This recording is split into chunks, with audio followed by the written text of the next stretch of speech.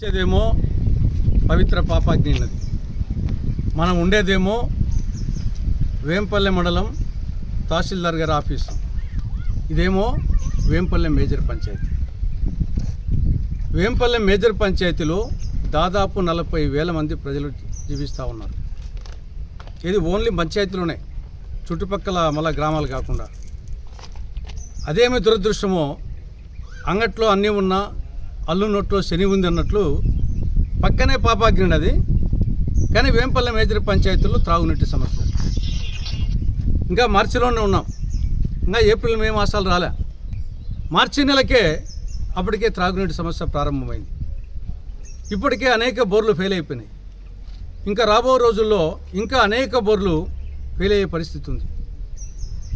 కాబట్టి త్రాగునీటి సమస్య చాలా జటిలమైపోయే పరిస్థితి ఉంది.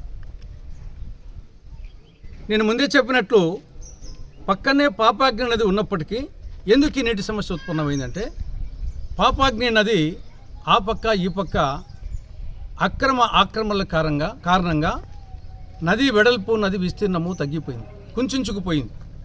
చిన్న ఒక వాగు అయిపోయింది. ఇది నది కాకుండా వాగు అయిపోయింది.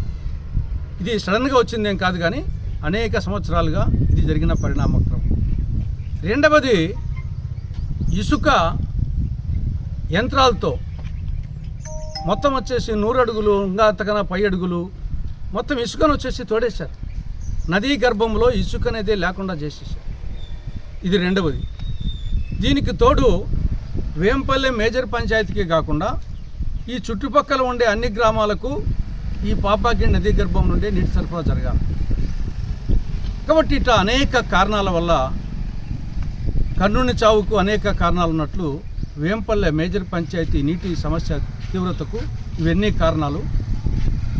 ముందు జాగ్రత్త చర్యలు తీసుకోకుండా పోతే ఈ మార్చి చివరిలోన ఏప్రిల్ మే మాసాల్లో చాలా జటిలమైన సమస్య అవుతుంది. కాబట్టి వేంపల్లె తహసీల్దార్ గారిని ముందు జాగ్రత్త చర్యలు తీసుకోవాల్సిందిగా ఆయనకు ఒక వినతి పత్రము ఈరోజు కాంగ్రెస్ పార్టీ ఆధ్వర్యాన ఇవ్వడం జరిగింది.